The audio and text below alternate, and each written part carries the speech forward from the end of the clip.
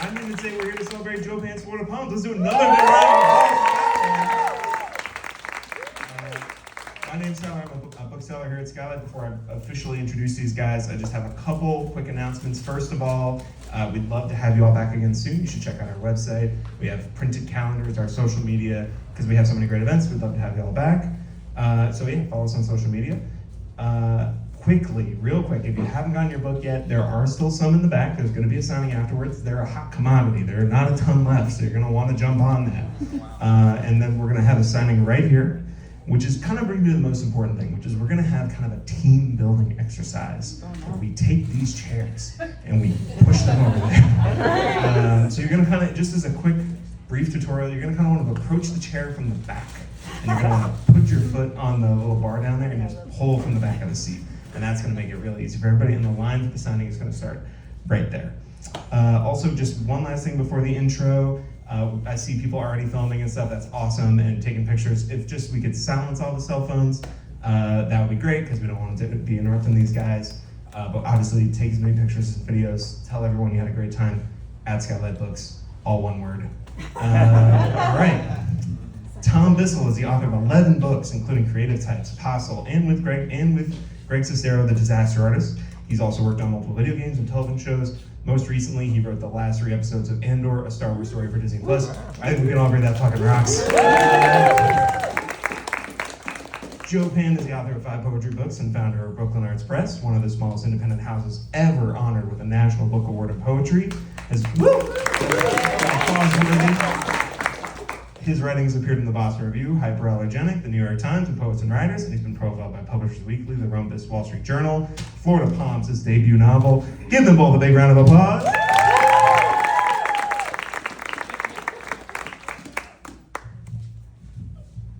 Hello, everyone.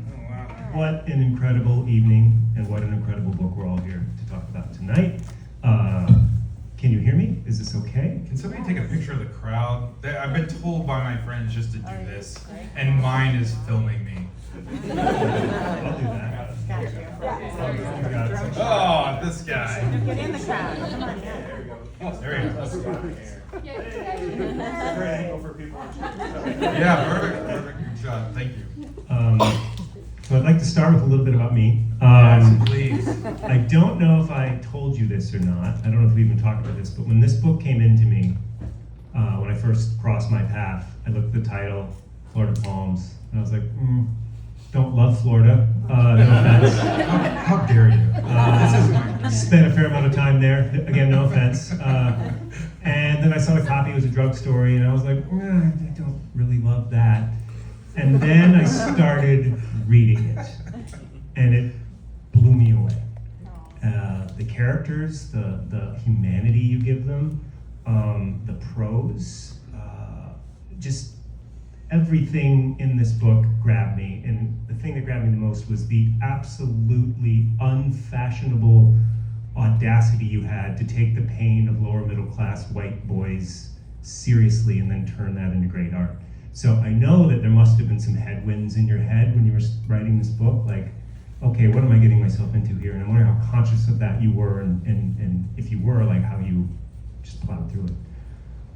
Well, first of all, thanks everybody for showing up. I love looking into the audience and seeing so many faces I know. Let's see, conscious, yes, very much so. But I was also writing about my life. I grew up in Florida. I was there for 18 years before I ran away to North Carolina, of all places. But I wanted to write about the people that I knew, and the people that I knew, I hadn't seen it in literature. But I hadn't even been reading that much, so I always just kept these stories with me. That is, I hadn't read this type of story in the literature that I was reading. And I carried that with me for a while, and I knew these characters through and through. These are people I live with. These are the family members who've gone through some crazy stuff. And so I didn't know about that much. And people tell you to write about what you know, but a good professor of mine told me one time, write about what you don't know about what you know, and go into those places you're so absolutely sure you know about, and reinvestigate those. And that's what I try to do with the book, and ended up writing a about myself into the book. And yeah, that's what I'll say about that for now. Okay. You're a poet and you're a fiction writer. Yeah. You're also an editor. Yes. You're a small business owner. And in a weird way, I can see all of those identities swirling around the milieu of this book. I get the sense reading this, which is about two young kids, the scions of this biker gang who start a boutique drug running business, smart business decision obviously, and things don't go about as well as you think, and often quite a bit worse. I feel how much of yourself you poured into this book, and you just alluded to it, so tell me about that. What did you excavate? Your childhood? Like, how many, because I've read this book, how Many many times, yeah. how many of these people are like, how close are the adaptations of the real people you did? It's funny because when I get asked this question, I have to think about, the reality is there's a lot of stories here that took place in some version in my childhood. There was a party when I was 16 years old. There was a biker party. I went to it. I met there a really philosophical photographer who talked me up for a little while. I met there a supposed hitman that did his deed with a blowgun. And so I talked to him less frequently. He's describing the book right now. Yeah, this in the first chapter, this scene, it does come from real life, and there's lots of different things. Me and my friend jumped off of the Melbourne Causeway. I went straight into the water. He didn't go all the way, and we came back up. There was a frothing around, and there happened to be right near him a manatee, which scared the hell out of him. There's me and some friends one time did get shot at because of an altercation at somebody's apartment. Well, there was a squatter's apartment, so nobody really owned it, but there were people that definitely stayed there for a while. So there were a lot of things like that that I pulled from. One of the reasons I left Florida, honestly, was because of the amount of people around me that were dying from like getting shot or like just ODing and all of these things. And I have this, I'll just tell this story. This is, Jesus, how deeply familiar am I gonna be with you folks? So my father is a jail guard, but he hated cussing, just hated it. And at one point, when I was 11, he left, and my mother was left with 3 kids, one of whom was 1 year old. I was 11, 10, 1, and we had to like live off $100 a day. But sorry, that's so amazing. $100 a month. And I remember like accidentally spilling the milk trying to make cookies one time for my brother's birthday, and I spilled the milk, and that milk meant so much to the family, which was so, it's just a ridiculous thing to say, but it's true. But my father, who was a good person, like he ended up leaving, and when I was going to leave Florida, he came back and he was like, "Why are you leaving Florida? What are you going to do?" He wanted me to get a job with his state and try to like, you know, build a life out of that. And in this book, in the place that I'm talking about, most people become roofers or do construction and other things. But he wanted me to like stay there and do something. He's like, "Why would you leave this place? You know, your family's here, everybody's here." And I just started cussing. I was like, "I need to get the fuck out of here." I was like, "People are fucking dying, Dad." Like I know this kid who just got shot in the fucking face, and I just like, and he was skateboarding behind like my house, and I was just talking to him. Now he's dead. I was like, "I don't want to be here anymore. This is nuts. People shouldn't live like this." And I went on for like 15 minutes. And then at the end of it, he was there with my supposed mother-in-law, who was a cop.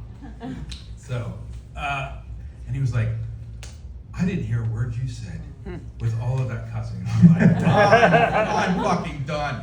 And then I went to North Carolina with my girlfriend. And she was a modern dancer and got at the School of the Arts there. And there you go. That's what took me out of Florida. Was that an answer to your question? I feel like I just left my body for a second. Just keep doing that. I'm going to keep losing myself. My 11-year-old daughter is in the audience, Joe, and only get out of town. Only I am allowed to say the F word. I apologize deeply. Yeah, she is true. She's a lot of people are going to call this. A lot of people are going to call this a crime novel, and it is a crime novel in a lot of ways. But I wonder, does that alarm you, bug you, thrill you? Like, where are you at like, what would you call it? I think it is a crime novel. I'm happy with that. Here's the funny thing, like, literary friends will definitely be like, oh, isn't it literature? And I'm like, well, it is, but it's not, American realism in that sense, right? It's not the traditional American realism sense.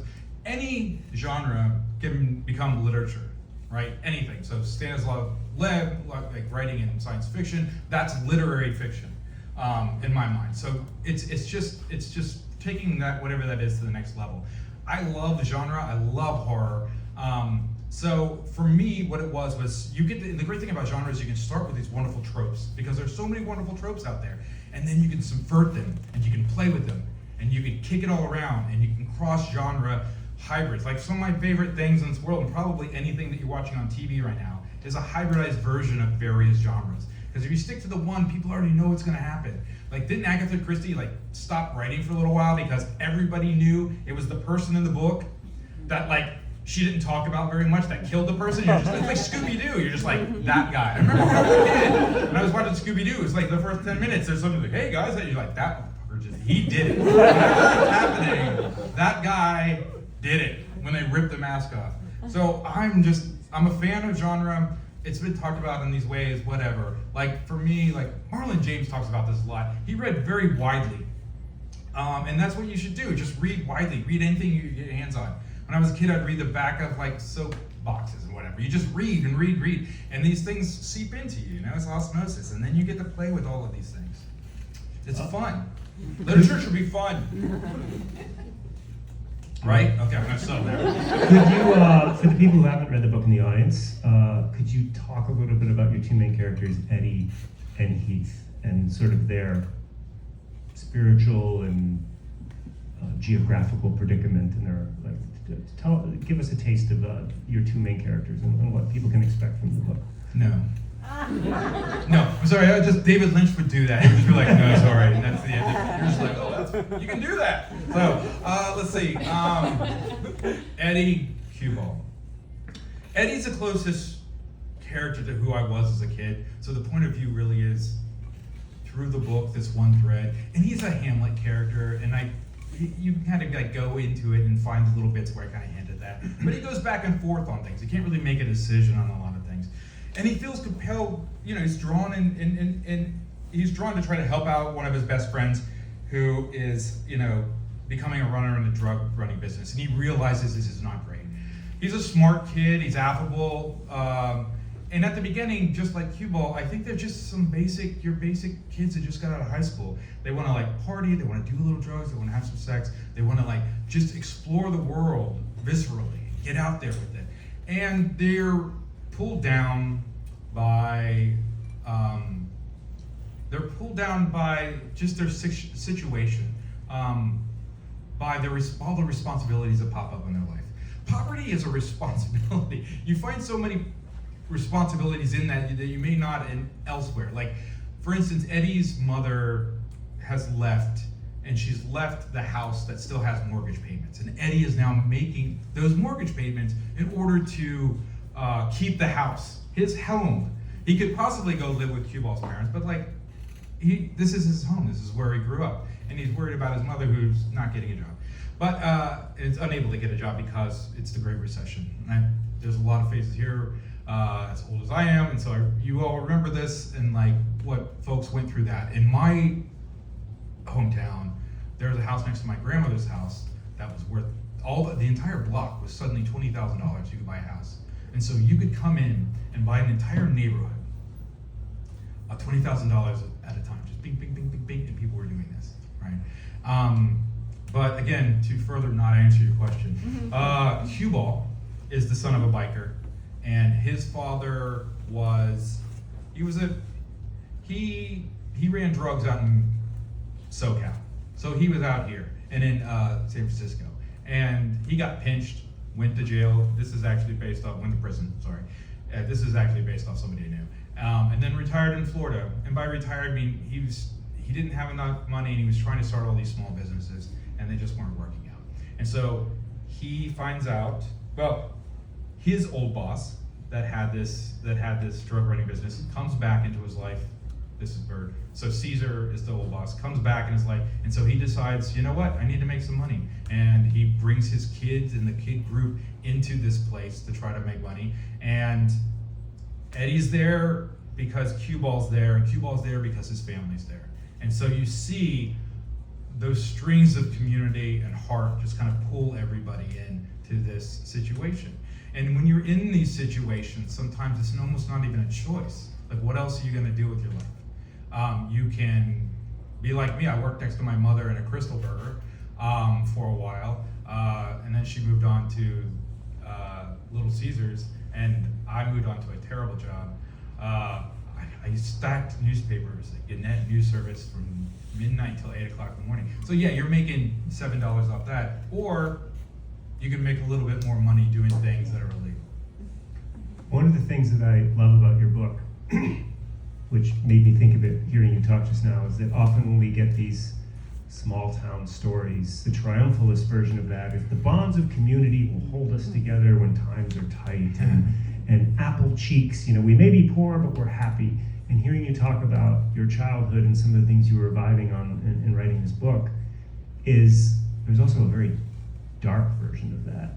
Sure. The bonds of community can also pull you into the quicksand versus keep you warm at night.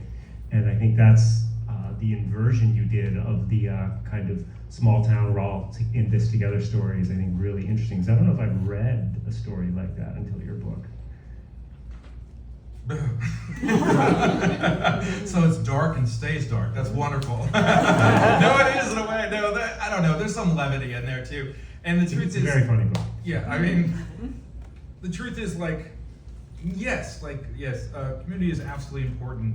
I wouldn't be here without it. Family is very important, but we all know the vicissitudes of such. We've all been pulled in by our family to do things. Has anybody here lent their family money? How did that turn out? How do you feel? All of these things. Exactly. Yeah, it doesn't turn out too well sometimes. But at the same time, yes, there's just wonderful things, and I actually deeply enjoyed my childhood. I did enjoy it.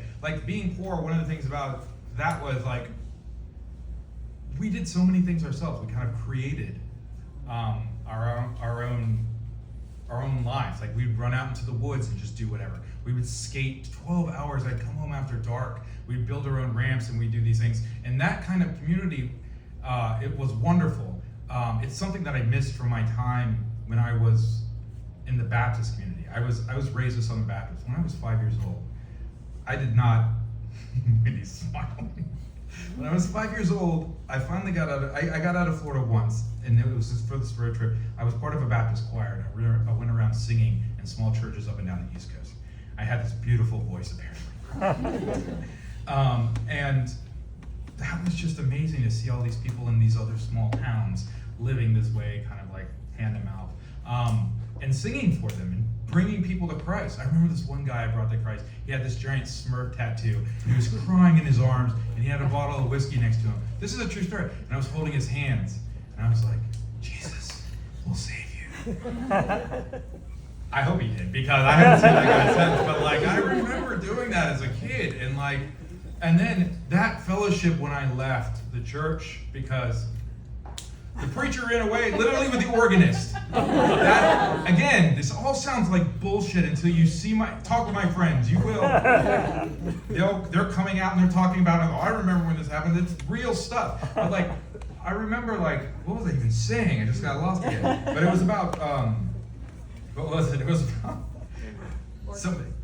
Organist, preacher. You want to know about the organist. Yeah. No, it was about, this is what it was. In the Baptist church when I was a kid, I had such a sense of community. It was so wonderful. You would be forgiven for anything. I saw some of the worst, people had done some of the worst shit. Even as a child, we're forgiven. And then when I left the church, that fellowship I found nowhere. That sense of fellowship, the secular fellowship, that I think we're all kind of looking for. This is why cults start, folks. We're looking for stuff, each of us. And I haven't been able to find that in the same way necessarily, in that fullness of attitude. And so I do miss that, but there is a deep darkness to that too. Because if you have that kind of power, where you're you're forgiven, you can easily turn that against the person that is looking to receive that so quickly. I can't even think of any of the political ramifications. No. There's Eddie and Heath and Cue Ball are wonderful characters, but there's one really, really deeply indelible character in this novel. There's a bunch of them. There's one in particular, this hitman named Gumby that he alluded to, having met someone reputed to be a hitman early in his life.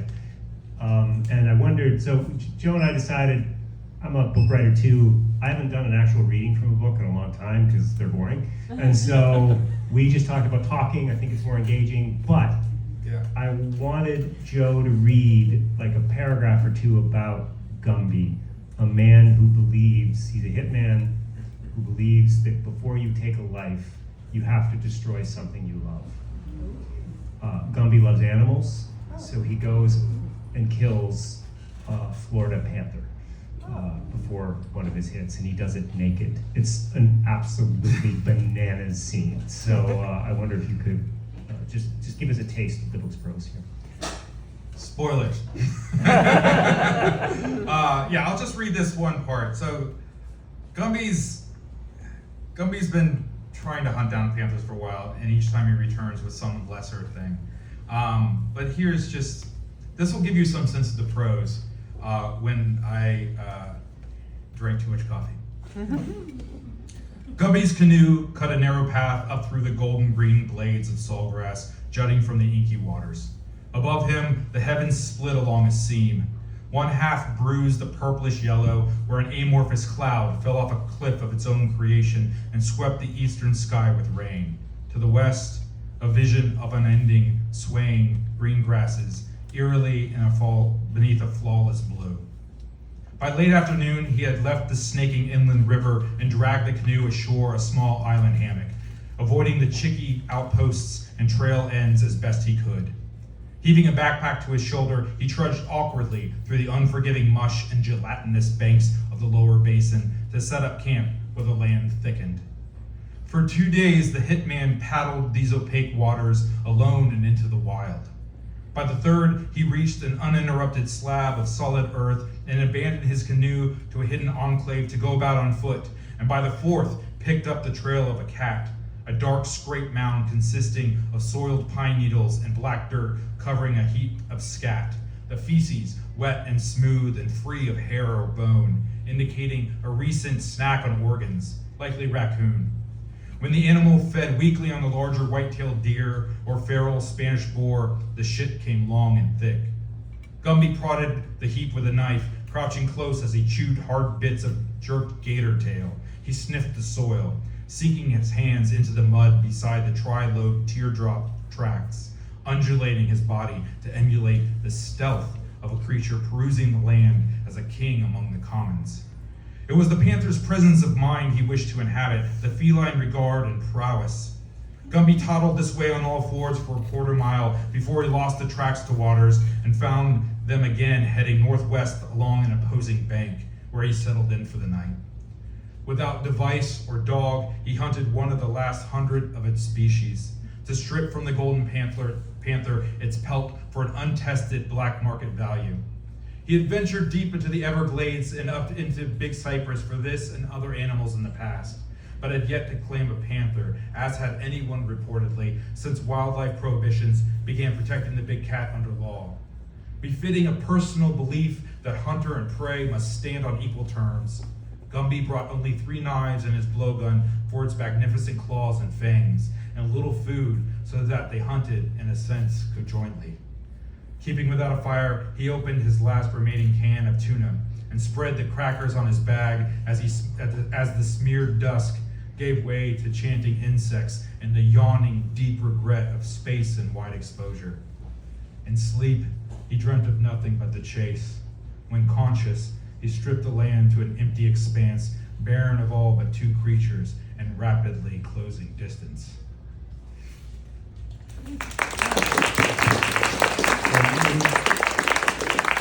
This is Joe's first novel, but he's a many times published poet, and I want to talk about your journey from being a poet to a novelist. I don't know a lot of poets who successfully traversed that chasm. And I wonder, was it hard? Was it easy? Like bumpy or no? Was it... Bumpy. I feel like it's really difficult to make that jump in a way. But I was writing poetry and fiction since I was really young. Again, like I had my grandmother that was telling me stories. I think, did I say this already? She grew up in West Virginia. Well, she was born and grew up in West Virginia. She was like the daughter of a coal miner, and she had all of these ridiculous stories, this paranormal, supernatural stories from the hollers. And so she would sit there and just talk about them all the time, and that would get my brain just kind of think. But the way she told them also was very lyrical. And then my mother had this habit of like scaring us half to death when we were trying to go to bed. She would come up with these stories. And then my father told me horror stories from the Bible. And so like we had all of these like really wonderful, and then the Bible has its own kind of like fluidity and like ways of speaking and textures. And so this is what I'll say. When I'm writing poetry, I'm really engaging with the language. For me, writing poetry is all just about that. It's the closest art form to that. And I don't go in thinking about what a subject would be, for instance, like I would with fiction. I go in asking the poems to kind of like do its own work to teach me the subject. There are words that just come together and they start to like build something. They start to resonate in these ways. And that is just a poem kind of finding itself, and it's playful and it's fun, and it's so far, it's so far away from like economics. It resists a kind of capitalist impulse. We don't get paid for it. Like, talk to a poet. They don't get paid. And so you're free to kind of play in this place. And then you're free to publish in places where people love that kind of freedom and play. And so you have that community of just like, what is language doing? What's it doing now? What's the new words? What's it reaching out for? And once it grabs a hold of a subject, or it grabs a hold of a theme, or an impulse, like you will read some poems where it's just assonance and consonance forever. Somebody just grabbed the tail of this thing and got super excited and they run with it. And that can be a really good poem. It's not going to be great fiction. It's just not. With fiction, what tends to happen with me is I do deep character studies. I will listen to somebody, I will see something, there will be an event or something. I'd love for you to talk about this too. Great writer here, like a fiction. And like, for me, it's like that, deep character, deep inner life, and to locate what that turns on, what consciousness turns on. Poetry is the language of consciousness. So when I need to kind of get back harder into those areas, I go back to poetry for a little while, just to see what's happening in the fluidity of somebody's imagination, whatever character I'm working with. And that's fun, and it's fascinating. And it tells me a lot about myself, and maybe even the objects of the world that I'm trying to kind of reach for in fiction. So, but I'm always looking, I start with kind of a subject, or I start with character that moves onto a subject, and that's what creates plot for me. I cannot start like some of these folks could do with like, I plotted this entire thing out, and now I need to shove some characters in there. I just can't do it. I'm a pantser. There's a pantsers and there's plotters. I write by the seat of my pants. Like, I need deep character exploration, because that's what matters. That's what I connect to in a lot of books, in a lot of movies, to be honest. Like watch a lot of films. I watch, probably a film a day, like most of us. Maybe not, I don't know. But I do, and it's deep character exploration. It's not just hopping from topic to topic. And I think one of the, I get so tired. One of the things is like, I get so fatigued with like watching something that's just narrative and it doesn't have that deep sense of character, or that playfulness of language, that lyricism, or just characters that do something a little bit off that grounds them. And with this book, what I try to do is like, everybody's heard about Florida Man, and everybody wants to know what Florida Man's done. My favorite Florida Man story is this guy robbed a bank, ran behind a car to hide from the cops, and an alligator ate him. Second favorite, this guy robs a bank, and they said, have they left? And he's like, yeah, he got on his unicycle, and I still see him. He robbed the bank on his unicycle, and then just went so slowly down the road, they just caught him at the end of the road, which is just a Florida Man thing to do, without a six-pack, though. I mean, I don't know, that guy is, But to get back to what you're saying, was it a hard jump? Yes, because when you start off taking language so seriously at this level, and then try to walk your way with that language and that impulse to follow language where it's going to a place where you're following a character where it's going, it's really difficult. Mhm. And you will see parts where I fail in this book, and like my poetry is like, woo, let's just have fun. We're just gonna we're gonna go into this character and we're just gonna dive bomb it. Like it's gonna be, we're just gonna, what do you want to say? And I love it. It's so much fun. And the words play off each other, and they like get together and have sex, and they have more words, and it's a crazy amount of rabbit words suddenly, and like I love that. And then you rein it back in, you just tighten that fucker up until like it starts to really sing, and then you have character and consciousness and lyricism, and when it all works really right, you can read somebody's brain on the page. It feels like when all of that is just so, it's so inspirational, because I find it in like Dennis Johnson. I'm just like, hold on, Toni Morrison, here we go, Toni Morrison, clip, clip, clip, love it. And so you just gotta rein that impulse in, but I let it run free for a little while. Well, this ties into my next question perfectly. There's a moment in this book where Eddie is talking to this young woman named Jen, who's kind of his lady love in the book, and she's reading one of Dennis Johnson's books of poetry. I don't know if you guys know Dennis Johnson. He kind of a novelist, poet, already dead, Jesus' son, wonderful writer. And If you've seen Fight Club, that happened because of Dennis Johnson. well, we can talk about that later. But Sorry. Eddie asks Jen, what's that? And she says, it's Dennis Johnson. And he says, oh, what I like it? And she's like, if you like sad poems about sad people and sad situations, bus stops and dingy motels, but yeah, they're incredible. The writing's really lovely. He doesn't discount anyone. Everyone's human and worthy of love. Everyone's human and worthy of love. And this, to me, seems to be Florida Poems' mission statement, true or false. Yeah, that's it. You don't have to read it. There are some wonderful characters in this, and some wonderful characters who do terrible things, Yeah. and yet everybody is worthy of love. I think that's the case. No, very much. When you asked about Gumby, one of the things I should have, I want to write about Gumby so bad, and I'm not going to give away anything, but if I could get into a book, there's this one part when Gumby started talking to me, where I was like, you have to humanize this. Like, the reason I brought up Florida Man was because there's this thing of like the mythologizing of a place. I've got a Florida Man question too, by the way. Oh, okay, yeah. There's this thing where you like the mythologizing of characters, and then you bring them down to a realistic level. And wait, sorry, man. I got lost again. What was it? What was your question? The very end there. Everyone's human and worthy of love. True or false, sir? I Answer the said question. false. It's probably better saying false. What's- No. But you said something else in there, and I forgot what it was. I just got lost. Let's talk about Florida fiction for a minute. Well, no, that there was something. You might get beautiful through there. this. You might get through this. Okay. This is what What you I. wanted to say about Gumby? Gumby, thank you. There was this part about Gumby where I Thank had to you for that, by the way. where I had to humanize him, and I was like, just show me your human, Gumby. What the fuck? Come on, you can't be this great. And there was this part where he started talking about his like grandmother who was blind from rubella. I was like, keep going. And he would sit with her in this window, and I saw the house, and I saw this little Gumby sitting with his blind grandmother, and she would listen to the garden, and it would rain, and she could hear the rain chart out the garden. She couldn't see it, but she had made it in such a way that she could hear that. And later on, when Gumby's hunting, and he strips down naked, and he's just listening, and he closes his eyes, and he's hugging this tree in the Everglades, and he just listens to the sound of like the palmettos. It starts to rain, and he listens to the sound of the palmettos giving way, and the underbrush to the panther, and all of the things coming to him. And he lives in this place briefly in his grandmother's love, this thing that she gave him to do something dastardly. But he lives there for a minute, for a second. That's something she gave him. And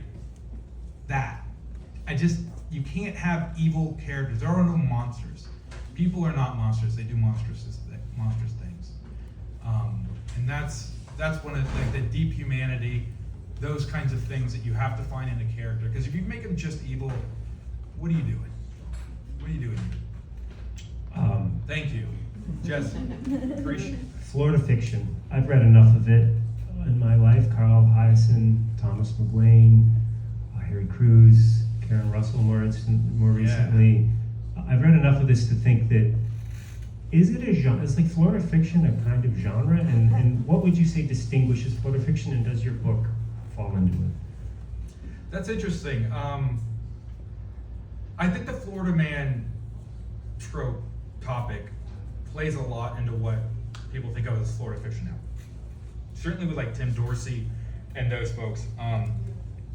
But you also have Zora Neale Hurston, and you have a rich history of Florida fiction. I don't know, what do you think? I think a lot of writers lean into the Floridian, Florida man, the sense that it is this weird appendage hanging off the undershaft of America. And, that's right. It's 100% that. Yeah. So I've been asked this before, and it's I get caught up in this thing, which is wanting to tell the truth, which is just a horrible, just why? No, I'm joking. There's this sense that, like, as a genre, maybe we writers fall prey to our own mythologizing as well. And so I was conscious of, when writing this, know what people expected from Florida Man, and know what people expected from this, and then try to give them that kind of at the beginning, and then slowly, meticulously, like, pull back from that. And in terms of, like, the genre itself, yes, you can go find those books. There are Florida Man books, but in terms of like a Florida genre, I'm not sure that there is. I think that because there are different echelons of let's say like upper middle class, upper class, lower class, working poor, like you're telling stories from those different tiers, and to do so, you're going to be telling completely different stories. It's going to be in the same sphere, and you might run into various people from those other tiers, but the stories are just going to be different. So it depends. I think you just unlocked something for me, how I think about Florida, that lots of states have great wealth disparities, obviously, but Florida seems to have, like, parts of it are like a tropical developing country, and then parts of it are like the extremes of America seem to be hardened in Florida to a degree that it's hard to find anywhere else. That's a great point. I mean, we were known for having the most serial killers for a little while, but it's one of these things where people get away. Elder populations go there to retire and die. There's in my section of Florida, there's a huge aerospace and defense industry. My grandparents worked in some way, shape, or form for NASA, Martin Marietta, Grumman. My father was a surfer who helped with me, like collected bottles on the side of the road for nickels. Like that was part of like my childhood. And that fluctuation at times was due to lost government contracts, but also just recessions and different shifts. So put it this way, if I would write about 2015 Florida, it would be different from 2009 Florida. Yeah. The characters could be the same characters, but even they would be different.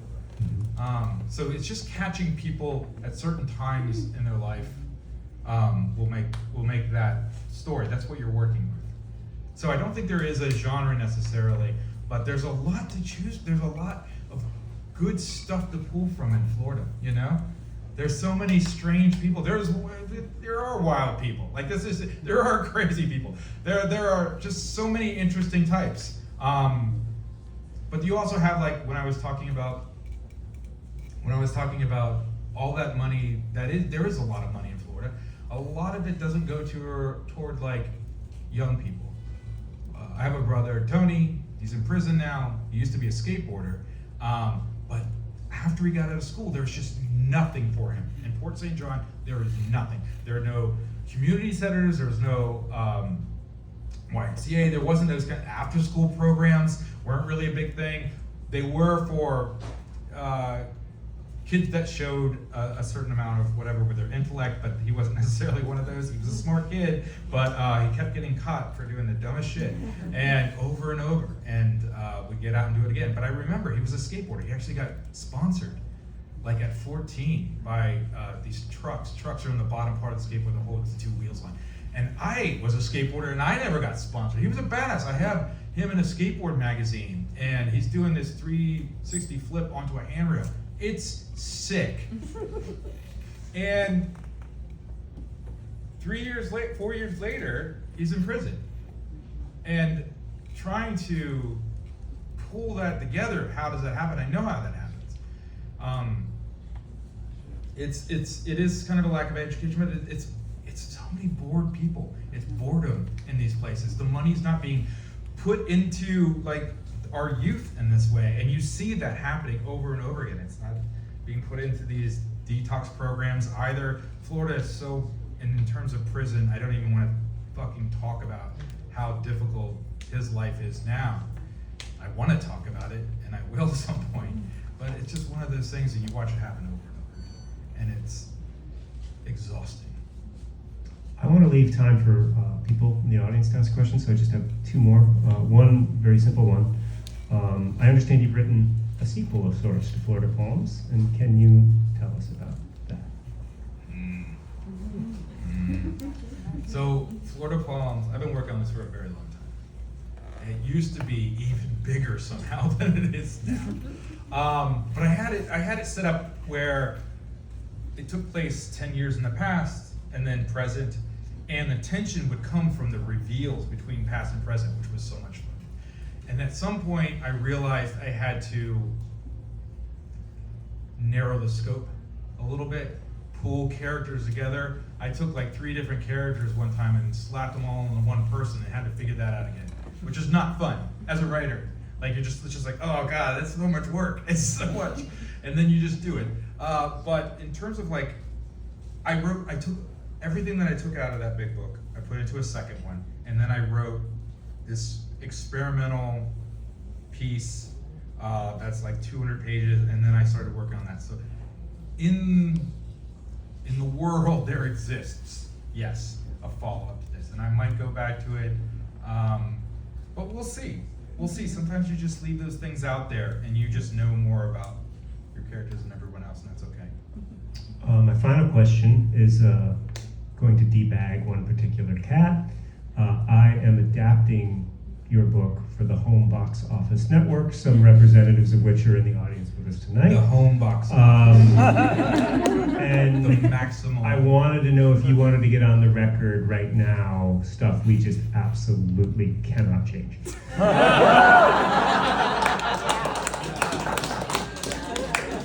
Keep down. Let's see. Cannot change. It's going to be set in Montana now.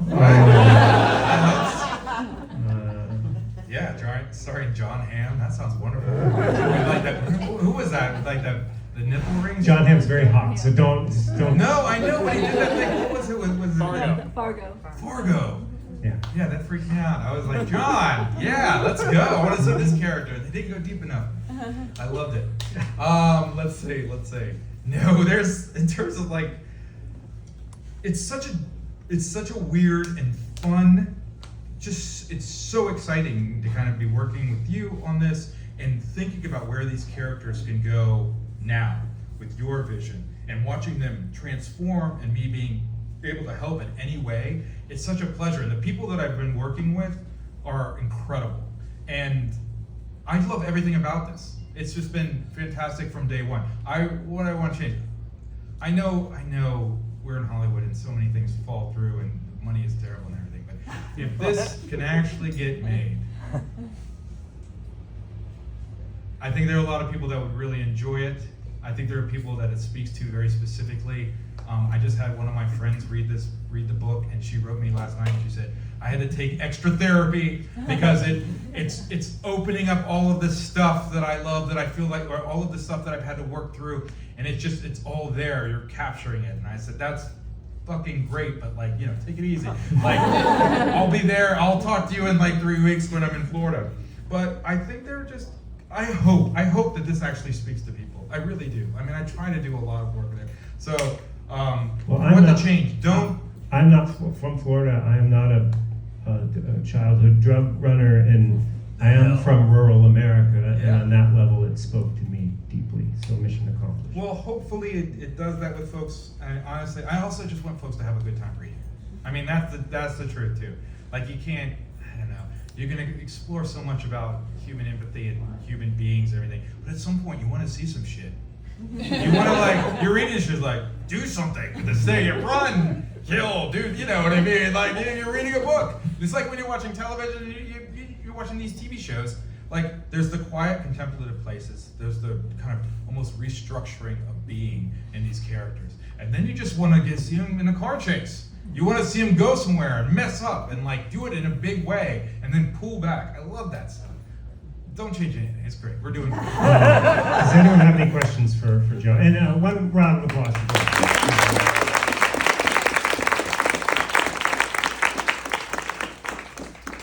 Oh, questions. Oh, I have a question. what's your question?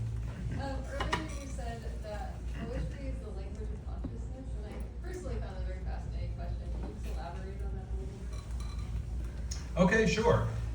Could you restate the question for people that didn't hear? Poetry. What was? I'm having a day. Poetry. Well, let's see. Can you elaborate on poetry is the language of consciousness? Yeah, poetry is the language of consciousness, and what I mean by that, and I kind of have to go into a fugue state to think about some of these things, which is.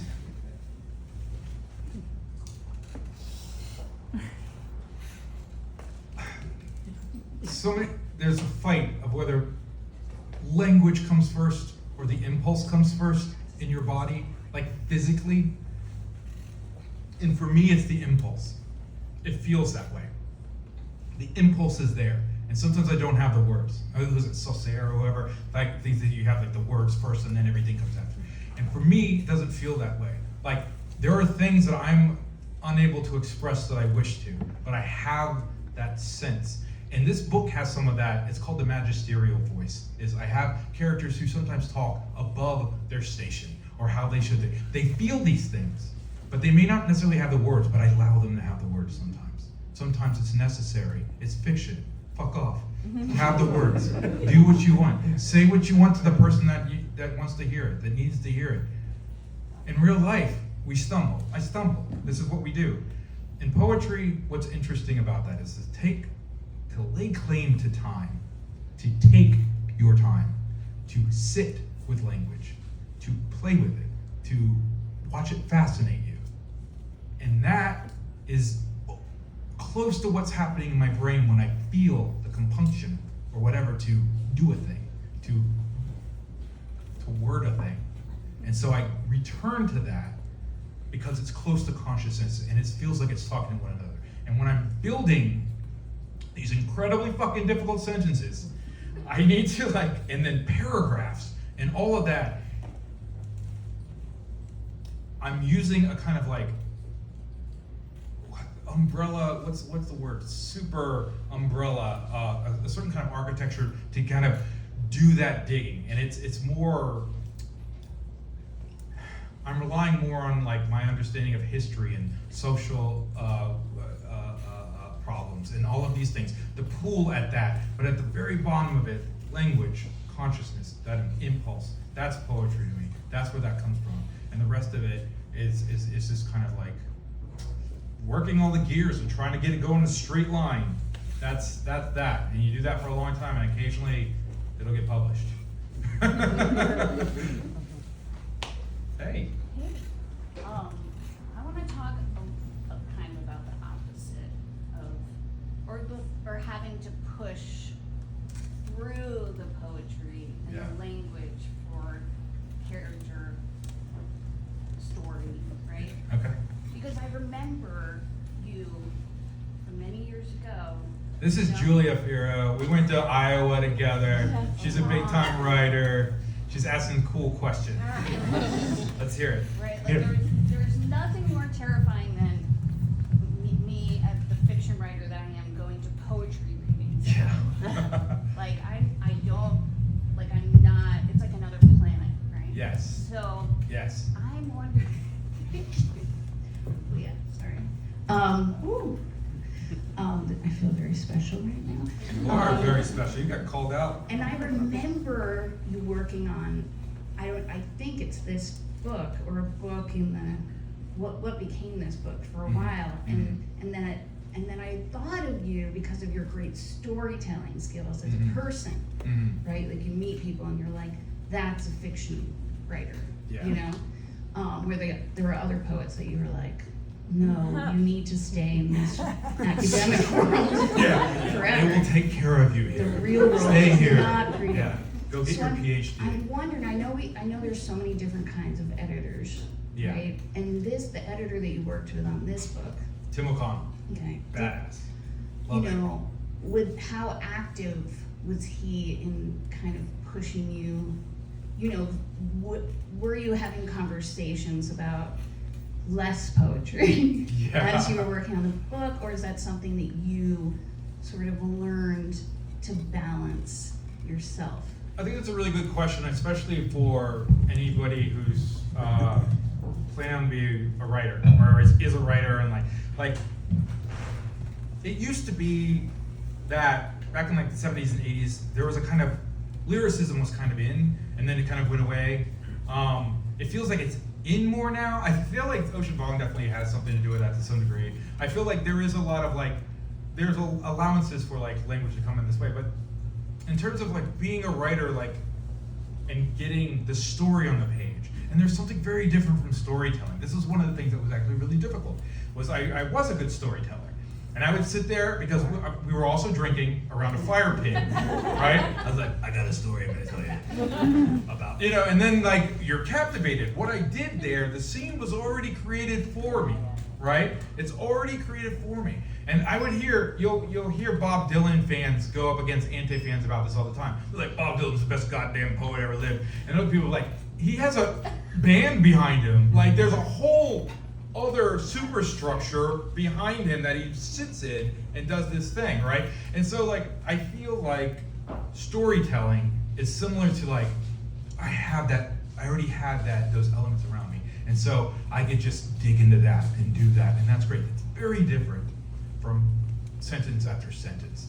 That is a vocation. That is a job. That is you sit down and do the thing even when you don't feel like it, and then you come back and you dig deeper. That's what that is. So did that answer something like your question? Have I shared with you my theory of poets? No, let's hear it. Poets are like Navy SEALs. They're either the best people or the worst. And there's just nothing in between. I 1000% agree. And any poets in the audience, you're the best. Well, I mean, come on. I was in New York during the DIY. I started Brooklyn Arts Press in 2007 in Williamsburg. And I published a lot of poets. I've known a lot of poets. And yes, that's the case. Well, it's not even that though. It's one of those things where like there's so many good writers in fighting for the same small amount of lily pads. I don't even know how to put this. There's so little to latch onto and to be seen as successful. And it's so frustrating. It's deeply frustrating. And a lot of the poets have just jobs that discourage you from living. Like teaching. Some of these teaching jobs where it's so humbling and the work is so difficult, and you ride the train an hour just to get there and back, and then this happened on Christmas Eve, they fire you, and you're just like, why am I doing this? And so I'll be like, you know, my wife and I will actively job hunt with you, actively, for any other job than what you're doing. And if you want to like learn fishing, I will try to help you. I will do anything to just kind of like get up. And it's frustrating. It's just, but it's also beautiful. It's so wonderful to like sit and play with language and like learn more about yourself and take in the world and try to construct these things. I don't think it's for everyone. I will say that. And so it drives a lot of people fucking nuts. And I've seen it. And it's just one of those things. I can talk about this forever. I think we Don't be a poet. I think we have time for one more question. well, we have Tim. There's a lot of poets here. I'm looking at. I'm like, I can see them in the audience. They know. They're all screenwriters now. All the poets in here. I swear to fucking God. Every poet I just looked at is a screenwriter. What happened there? We needed a job. Yeah, exactly. But still, I mean, you got to wrestle with language. I mean, Jesus. So I'm gonna just dealer's choice this. Yeah, yes. Sir. In the act of writing this, Yes. did you have any rituals to set the mood?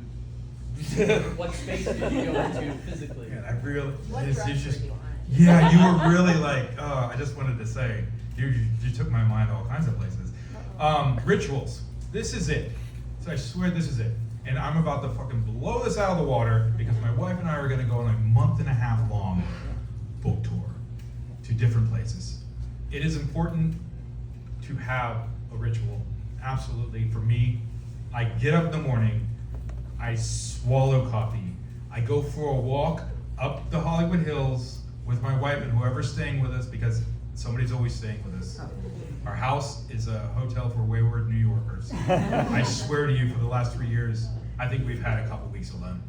And so we go up the hill, and then we walk around, and we come down, and then I check my heart rate, I get some water, I get some more coffee, and then I work.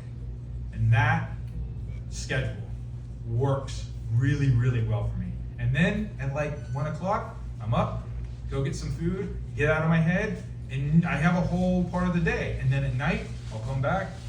What do you do?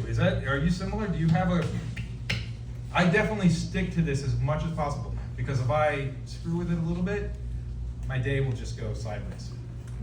If I'm going to be writing, I need to do that. I start writing when I feel like it, and I stop when it doesn't feel good.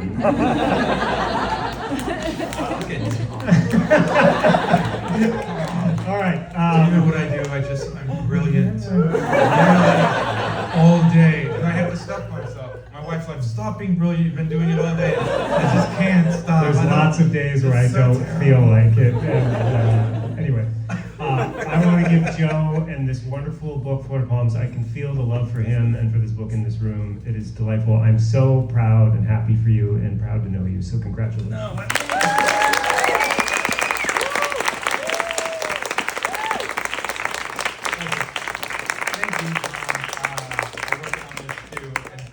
Everybody here, I will lock eyes with all of you.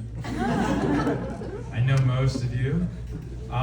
Bowie, thank you. Hey. Bowie's a great artist, and she did a cover for a book a long time ago. Amazing. I'll tell you all about her later. Talk to me. But I want to thank you all for coming out. This really means a lot. This is the kickoff for my debut novel tour. This will never, ever happen again. And so it's just been a pleasure. This whole thing has been a pleasure. Thank you. Thank you all for coming out. I appreciate it.